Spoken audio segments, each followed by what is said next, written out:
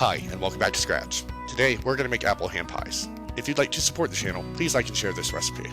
For this, we'll need 3 Granny Smith apples, 2 rounds worth of your favorite pie dough. I'm going to be using the cream cheese pie crust you can find on this channel, 1 egg, a 1/3 cup of sugar, 2 tablespoons of butter, a tablespoon of cornstarch, a tablespoon of lemon juice, a tablespoon of half and half or whole milk, a teaspoon of ground cinnamon, a 1/4 teaspoon of ground nutmeg, and a 1/4 teaspoon of ground allspice.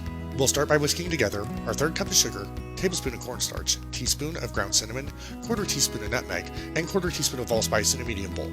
Then we'll rinse and peel our apples before coring them and chopping them into approximately 1/4 inch pieces. Then we'll melt our 2 tablespoons of butter on the stovetop over medium heat in a medium saucepan.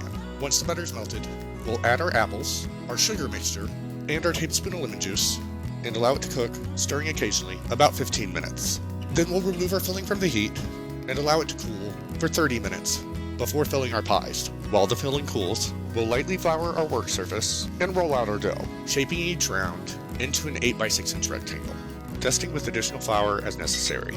We'll cut each sheet into quarters, creating a total of 8 4 by 3 inch pie crust. Then we'll preheat our oven to 375 degrees Fahrenheit.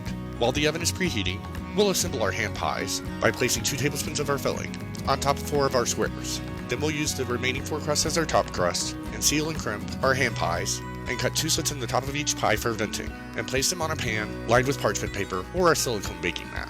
Once we formed our pies, we'll make our egg wash. We'll combine our egg and tablespoon of half and half or whole milk and brush this mixture over the top of our pastries. We'll bake these at 375 degrees Fahrenheit for 35 minutes until they're golden brown. After baking, we'll allow them to cool in the pan for 5 minutes before transferring them to a wire cooling rack until they are cool enough to handle. We can serve these warm or at room temperature. And remember, if you like the content, please subscribe.